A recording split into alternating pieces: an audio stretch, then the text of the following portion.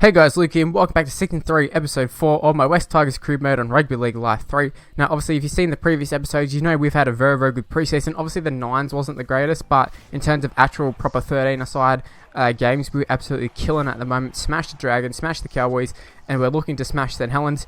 Now, I'm going to be totally honest with you, I didn't actually know we were taking on St Helens at the time of like when I was playing the games. So when I saw that we were taking on them, I was like, oh, shit. Wasn't expecting this, totally forgot about this. But coming into the game, we're out for blood, really. Looking at the St Helens side, James Roby's the only really decent player that I know. I know Luke Walsh is there and he's okay. Travis Burns is also okay, but for the most part, pretty average sort of side. And we're looking to put the sword into him very, very early on, you would think. And that's exactly what we're going to do. You can see Alex Glenn, he's picking up the ball and he's going to race away and score the try. It was just a poor offload, and it's very, very funny. Our first touch, we haven't even touched the ball, and then the first time we get it, we end up scoring a try off it. So that was nice to have. And Curtis Siren in a bit of a shitty kick, but it finds itself over the goal. So it is 6-0, and I got to say, apologies for the colours. It's white and white, really, and it's hard to tell who exactly is who. But we are running right to left at the moment. You see Aaron Woods trying to chase down, I think his name's Josh Jones or something like that. He's like a centre or something like that. So we have the ball. They had the ball. They throw an offload away, and we run away and score. And then we do the exact same scenario and throw away a shitty offload, and that Jones dude goes over and scores. Now Travis Burns kicked the goal, and you can see here Luke Brooks just kicking the ball out of touch. And it is a clip that I shouldn't have shown that part, but this is the part that I want to show. See Sam Thaiday comes up with a pretty nice run there, palmed off one, and he is going to win a penalty, which sees Josh Jones, the try scorer, the guy who just ran a whole bunch of meters, like 60 meters untouched. He ends up getting sin bin, which leaves a whole bunch of space there. And I thought for sure Luke Brooks was going over after a pass by Chris Lawrence. And you might be thinking, why is Chris Lawrence on that side? And it's just like it was last episode.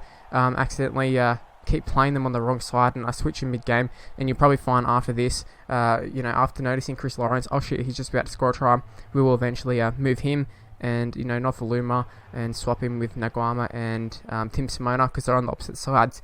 Now, that was obviously a try. It was pretty obvious that it was going to be a try. And it occurs here and slots a goal. So it is 12-6. And I got to say, I don't feel like St Helens are a threat at all. This isn't the shit on like Super League, but this is just what happens when the top NRL sides take on the top Super League sides. You get absolutely destroyed. Just, keeping up with the tradition, to be honest with you. Look at the Rabbitohs and, Dragons and stuff. All had solid wins, I think. Maybe the Dragons didn't, but Rabbitohs absolutely destroyed the winners of last year's Super League, and I expect it to happen. I expect it to keep happening, just the NRL teams just to destroy the Super League. And I was someone who always talked about Super League not being as bad as what people say it is, and it isn't, but still there's a huge gap in the skill of my players that we've got to work with here, and the skill of the Super League players we're taking on at St Helens. So 16-6 after Siren and missed that goal. You can see right from the get-go, attacking from the kickoff, we get the ball to Elijah Taylor, gets it to Sam Thaiday, maybe a little bit too early. We're just drawing past there, and Kevin Naguama in a bit of a foot race cuts back inside there, and he's just got the number 5. I don't know if that's that Mackinson dude, or I don't know exactly who it is, but Kevin Naguama will race away, and he'll score under the post, scoring his second try of the game. And that was a phenomenal try, maybe one of the best tries we've ever scored. Straight from the kickoff. I love those kickoff tries. We scored one maybe last season or the season before to try and level up a game, and obviously we didn't level up the game, but this time it was even better. We sort of went from one side to the other. Now right here, that's a brilliant little offload. I think it might have been Elijah Taylor got it to, I don't even know who we got it to, but it's Sam Thaiday who's on the ball currently, and Sam Thaiday, see, he's just screwing around with the defence there, trying to conserve a little bit of fuel there, and ends up scoring under the post after having a little bit of a stroll into the in goal. Now 26-6, this is just a walkover moment. You can see the time that's actually gone. It's now 28-6. There's only been like 16 minutes or something, so it's absolutely ridiculous, this scoreline, for the time that's been. And as you see here, Luke Brooks looking to extend the lead, and he will do so. We'll be looking to make it 34-6 after Luke Brooks put this under the post, and Sirenin will kick the goal. But oh my god, this is absolutely a cakewalk right here. This is way too easy. I was expecting a tough game, to be honest with you. Well, I wasn't expecting like a super tough game, but I was expecting a competitive game, is probably more the word, or the phrase that I'm looking for. But as you can see, so far just been all us. You can see not Sam Thaiday, Aaron Woods comes up with a bone rattler just there, and they're going to take a little run from dummy half, and that was just a bit of a poor play from us, but I keep saying Sam Thaiday, but Aaron Woods ended up on the receiving end of a pass, but because of the the kits and that sort of stuff, and I just wasn't expecting the pass, to be honest with you. He ended up throwing it straight back to St Helens, but I suppose that was just him sort of being fair to the opposition, just giving them a bit of a chance, and they couldn't even take that. They throw another intercept to Alex Glenn. The ball hit the deck, and Alex Glenn has pretty good pace in this game, at least for like my Alex Glenn. After a few years, he's got above 80 pace for a second round, so that's pretty decent, I reckon. Now here's us looking for another try before halftime. I don't know why Sam Thaiday wasn't tackled initially, and we just forced an offload there, but I think in our position we can sort of afford to sort of start forcing offloads. But they are going to maybe race away and score. Can Kevin Naiqama get to him? No, he can't.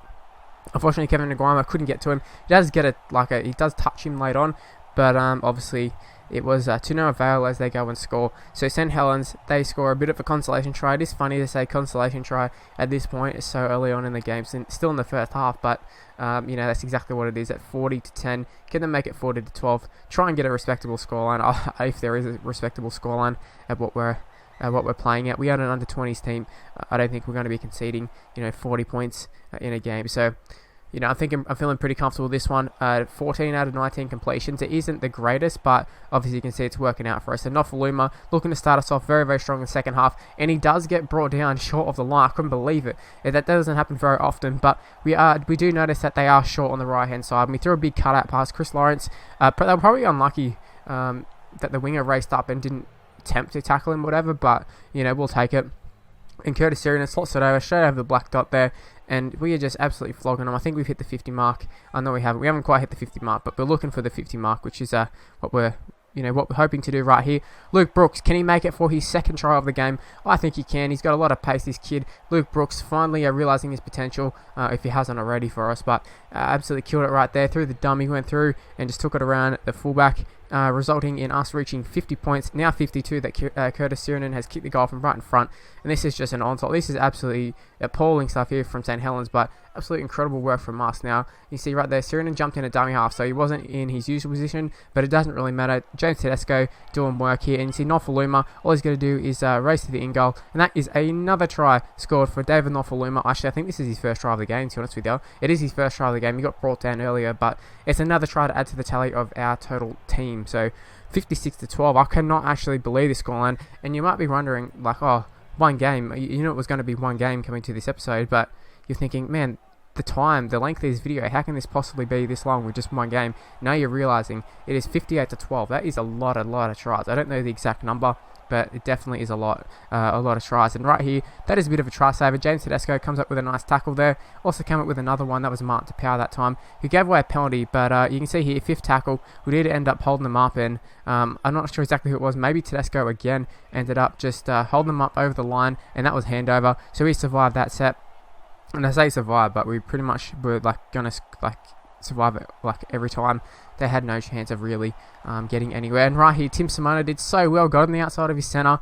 Just that final offload, it really wasn't needed. And you see right here, St Helens pick up a try. No, they cannot. Curtis Sirian are too fast, too quick to react. And they decide to do that little thing where they go inside and then throw it back out to the winger, which nearly caught us out, I've got to say. But, fortunately for us, David Nofaluma has enough speed to get back over and make the tackle. And Chris Lawrence here, what can we do? The last play of the game. Chris Lawrence can do, he can't really do anything with it. He just throws it straight into St Helens' hands. And that is where it ends. What a performance. I was a little bit disappointed that we sort of stopped scoring after a little bit, but how can you be too disappointed? 58-12, absolute annihilation.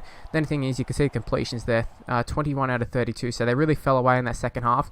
And one thing that I didn't show, because I couldn't actually really find it when I was editing it, but Sam Thaiday, he is suspended for 3 matches with a high tackle, so that is a little bit annoying. Well, it's actually quite annoying. But we got a lot of depth. We got that Sayo Mau guy in the side. We got Cheekham. We got a lot of good young second rowers to come in. But Sayo Mau will probably come in, or Mike Cooper or someone will come onto the bench. But yeah, that's where the video is going to end. Hopefully you enjoy it. If you did, please leave a like, subscribe to my channel, follow me on Twitter at Mr. Luke on my Facebook page in the description below, and I will see you for my next video. Bye guys.